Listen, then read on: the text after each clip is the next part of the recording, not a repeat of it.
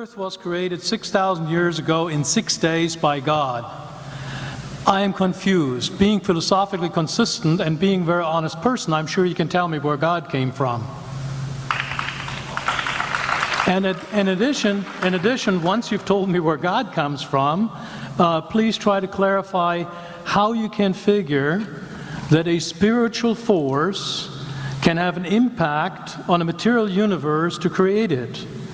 I think that some years ago we already talked about that kind of thing in philosophical circles at any rate, by posing the question, if angels are made of spiritual matter and a pen is made of material matter and spiritual matter displaces no space, how many angels can dance on the tip of a pen?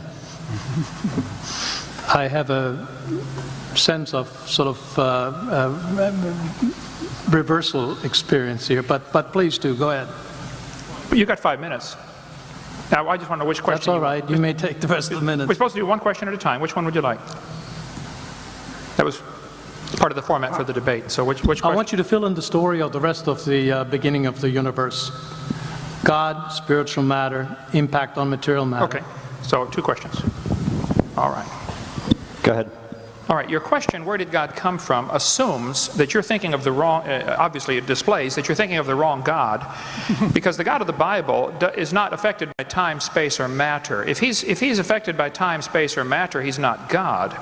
Time, space, and matter is what we call a continuum. All of them have to come into existence at the same instant, because if there were matter but no space, where would you put it? If there were matter and space but no time, when would you put it?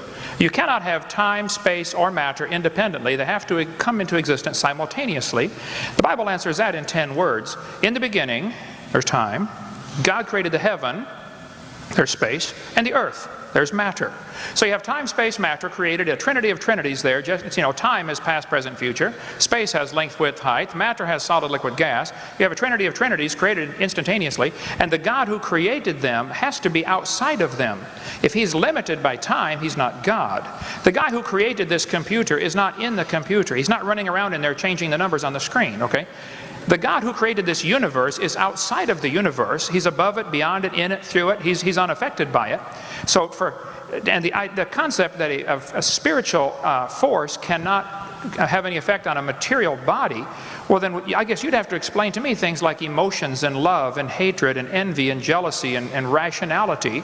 I mean, if your brain is just a random collection of chemicals that formed by chance over billions of years, how on earth can you trust your own reasoning processes and the thoughts that you think? Okay, so your question, where did God come from, is assuming a limited God. And that's your problem. The God that I worship is not limited by time, space, or matter. If I could fit the infinite God in my 3-pound brain, he would not be worth worshiping, that's for certain. So that's the God that I worship. Thank you.